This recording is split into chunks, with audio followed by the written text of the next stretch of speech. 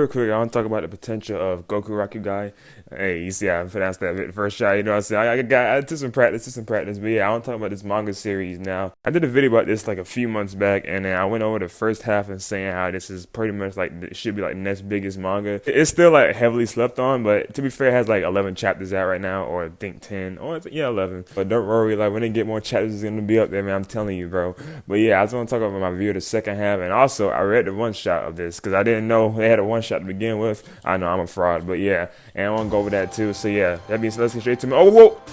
So it's still safe to say I still love this manga. I probably say that this is probably one of my favorite mangas, that at least new mangas that I started reading. And it's mainly because like the new dynamic of characters that I got introduced to. Like I never really seen like the grown woman and like the little deviant boy archetype. If I can compare this, it reminds me like, say if like Tsunade and like, but she was like, you know, meaner, and then Naruto as a kid. I feel like this is what this dynamic is, and I just love to see how like this journey of them and how they get through certain things. Whether it's tough tasks or small tasks, or they like just introduce a new character and learning how they deal with the relationship with that.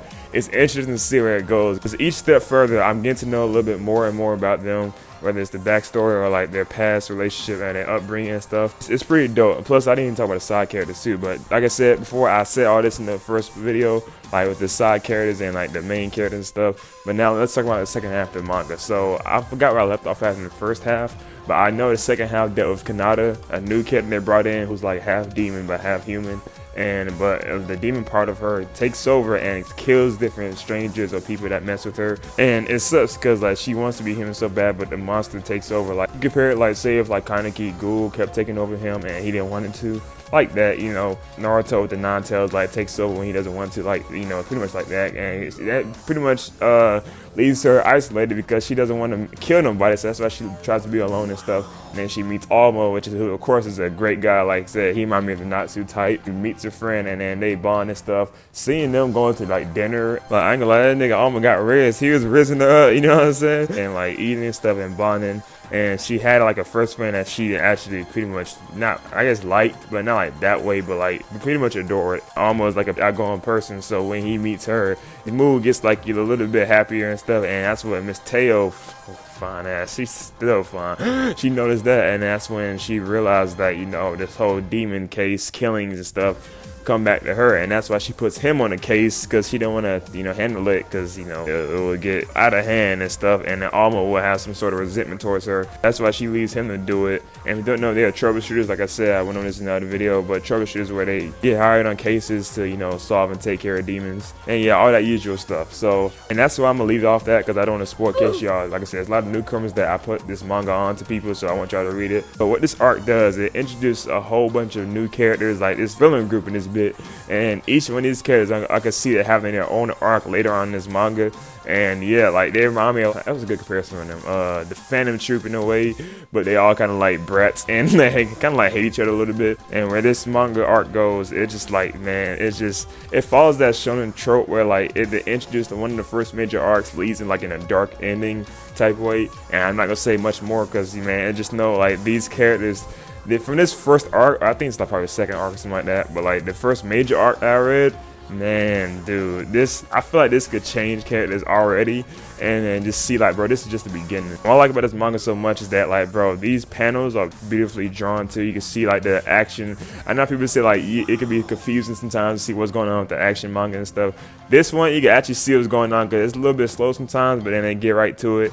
And then like when it comes to transformations, seeing the characters' tones and emotions, right, these panels right here, like, man, this manga is pretty heat, man. And another reason I think I like it so much is that it has like the different formula and tropes from different shonens. Like it reminds me, like I read it from Naruto sometimes, to like Fairy Tail, to like JJK sometimes, like Chainsaw Man. And when I say Chainsaw Man, I mean, you know, the older woman presence, like, you know, Makama, Miss Teo, you know, just, hey, I'm sorry, man. Hey, if they told me to get on my knees and like just bow down, I'm sorry. I will say the only like thing I kind of like don't like about it is that one, it's like it's monthly, so it makes sense, but like it kind of sucks because like, I don't get it like week to week from certain things. But like they on Jump Plus, I think, so they can take their time. And I heard the author was like, some manga pages is like a little unfinished, so I don't know if he's like sick already or what. But I hope the author's doing okay. And like I said, he took like a 3-month break during the summer. It was like a long time before he got a new chapter and stuff. And with the new chapter, it introduced like a new arc and like new character as well too. And I think what's coming up is probably like new training arc for this series.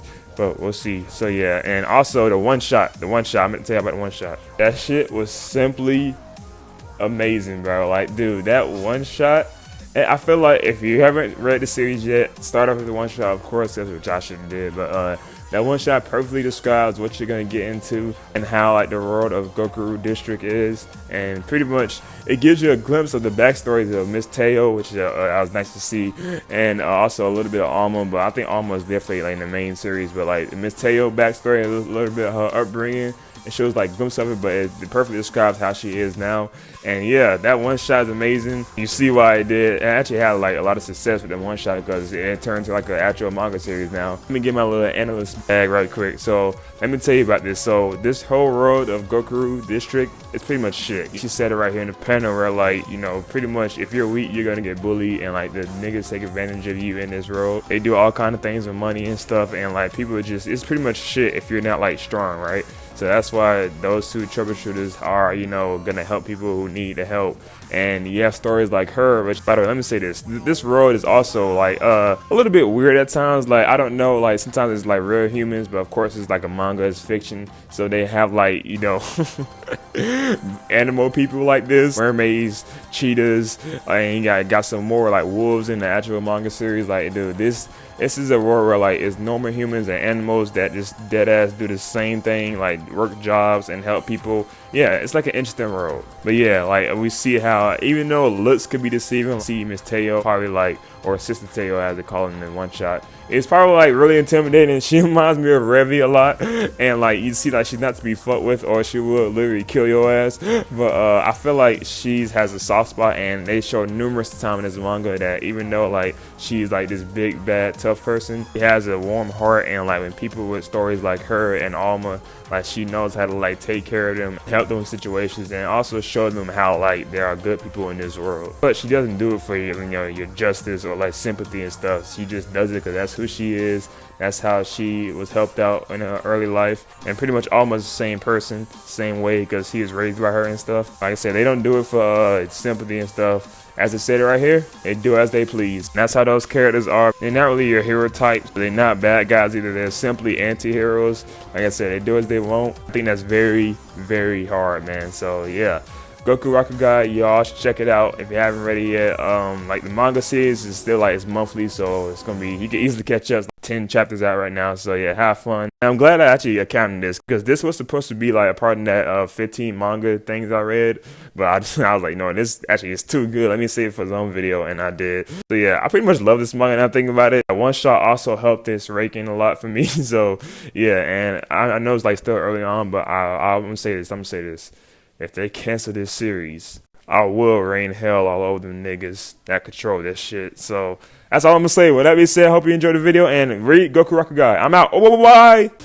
Hey, at your message, I'm back. So I was gonna say, yeah, I hope y'all enjoyed this video too, and like, can y'all be proud of me, man? I know y'all proud, because like I think I put like 4 videos out this week, or probably 3. I can't remember, but it's like back to back to back. But like this is actually like, it's pretty impressive. Now I wanted to tell y'all I got some more videos. I appreciate y'all subbing, on road to 10K, hit the sub button, man. We're almost there. So I got a lot more videos coming. Like if y'all like the Sonic X video, I got more videos like that style coming soon. Like I'm gonna do a video about Bleach. I'm doing a video about Sonic Prime too, so stay tuned for that. And I got some other stuff like new animes that I watched, like 86. I'm supposed to do a video about that a while back. And I know y'all been wondering, this is a manga video too, so I know y'all wondering about what happened with Sakamoto Days and Dan Dan. I haven't read those yet. I know I've been doing other stuff, but I'm gonna read those. They're still on my list. But I think I got one manga before that, and that's called Undead Unluck. That's getting an anime soon, and I tapped into the manga before that, so I'm gonna do a video about that too. So yeah, a lot of videos coming up soon. I know I am working hard, and hope y'all enjoy. That being said, make sure you thumbs up this video and thumbs up the ones coming up. And yeah, that being said, I'm out for real now. Bye.